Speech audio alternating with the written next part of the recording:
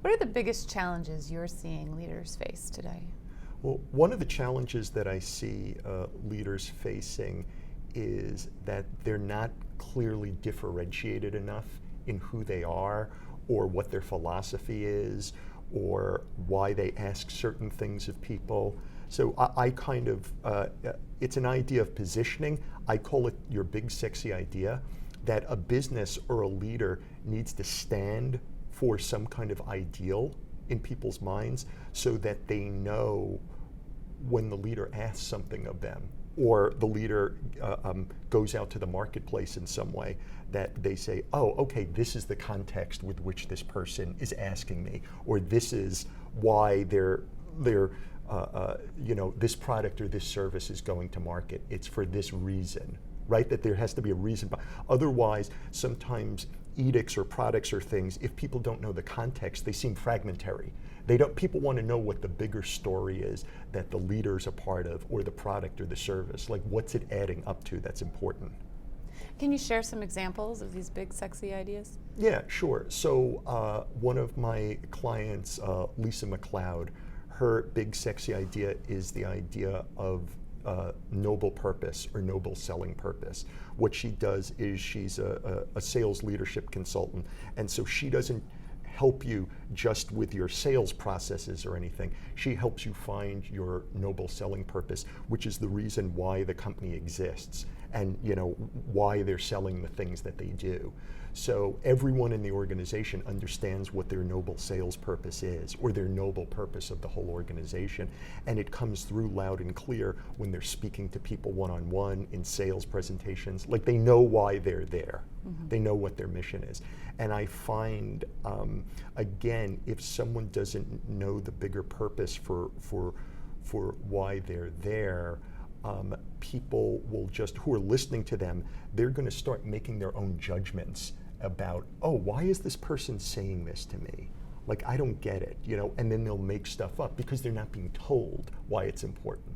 So they're going to find their own reasons, because human beings are meaning-making machines. If we're not given meaning, we will create meaning from whatever it is we're given. So if you don't supply it, the other person is going to supply it for you, and it may not be the meaning you want to have supplied.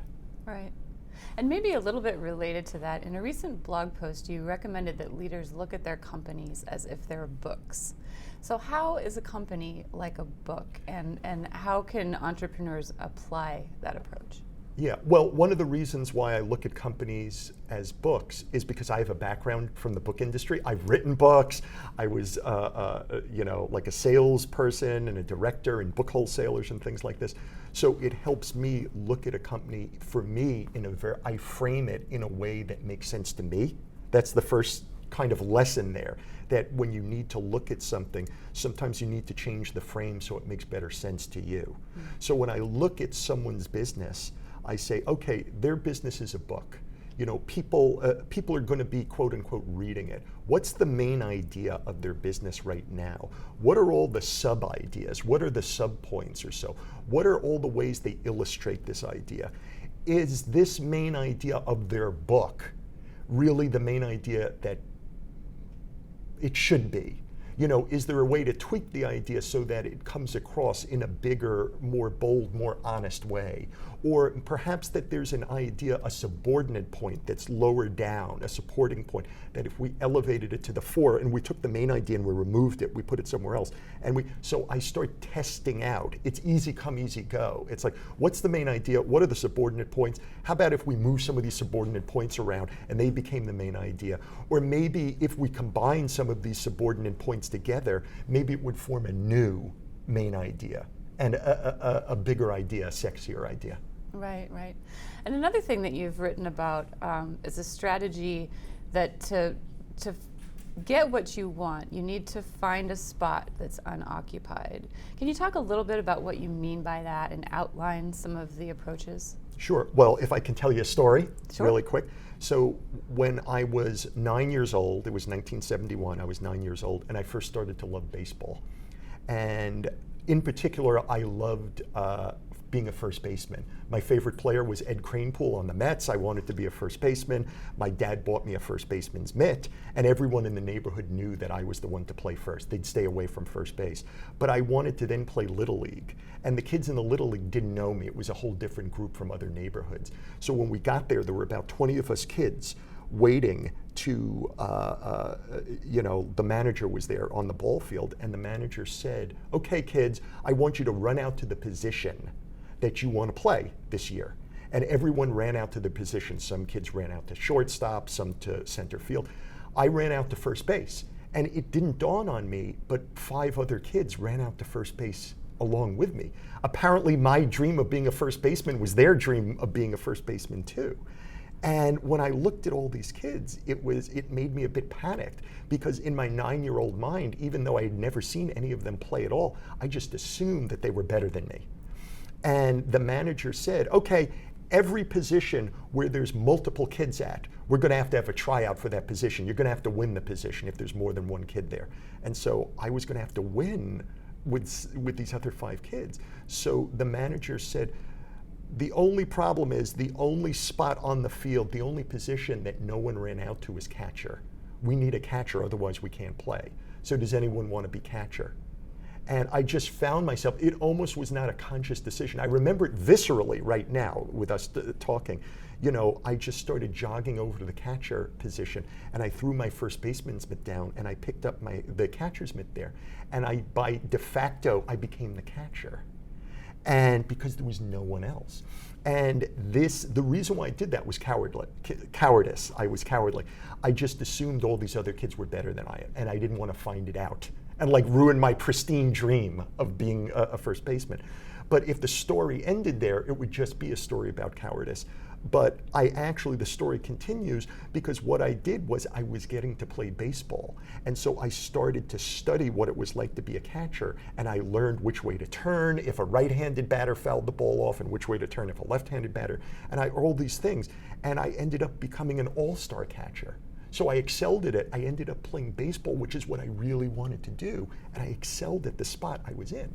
So now when I work with people, be it on their business, this is something that's important for anyone watching this. Whether it's the business, whether it's a book they're writing, whether it's a speech, whatever it is you're doing, you need to think about what are all the positions that are occupied right now, and what is the position that's unoccupied that just by showing up, I can win it, I can be the top dog. But it has to be a position of relevance. I did the position I didn't pick. It wasn't like bat boy or something. Not that that's not an important place, but I didn't pick.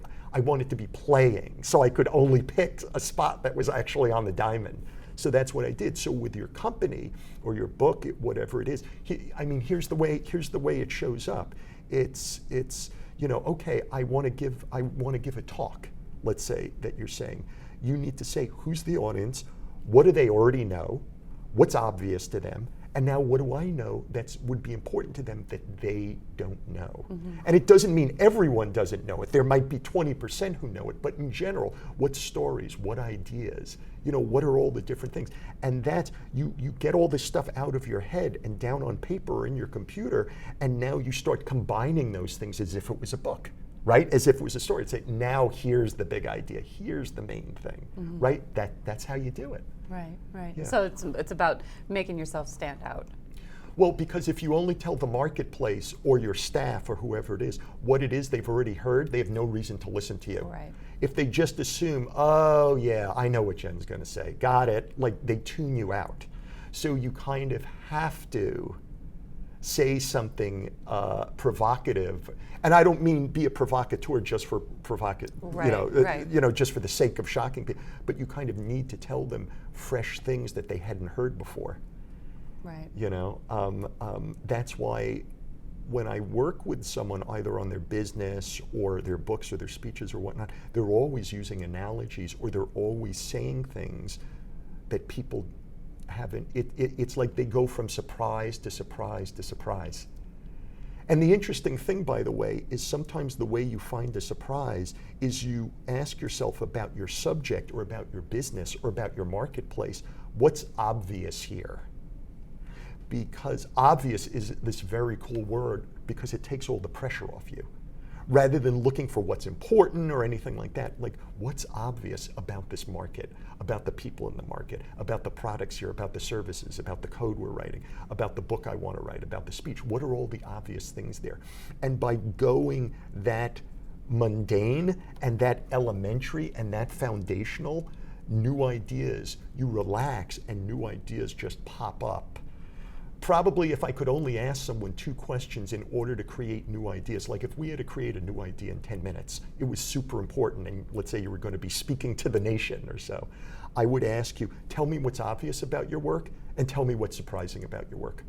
That's probably the 2 questions, and then from that we'd have every answer that we would need in order to create something that people would find interesting to hear. Interesting. And so one final question for you. What people or projects are you following? What are you finding personally interesting these days?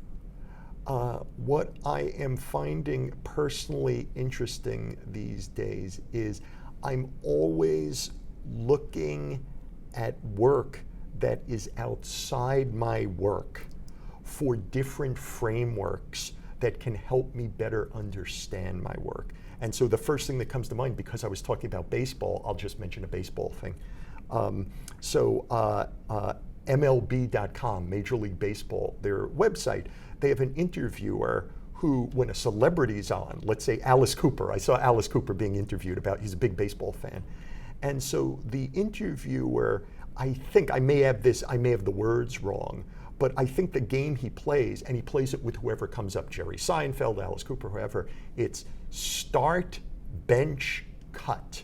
Start, bench, cut. So for instance, with Alice Cooper, they gave Alice Cooper 3 songs they knew Alice Cooper liked. Like She Loves You, there were 3 songs. They weren't Alice Cooper songs, there were 3 songs. One was by the Stones, one was by the Beatles, and one was by, one was by the Beach Boys. And Alice Cooper had to think about it, and he said, I'd start the Beach Boys song, I'd bench the Beatles song. In other words, it would still be on the team, but it wouldn't be starting. And he said, this is hard, but I'd cut that Rolling Stones song. And like that kind of black and white, we often don't make these black and white decisions.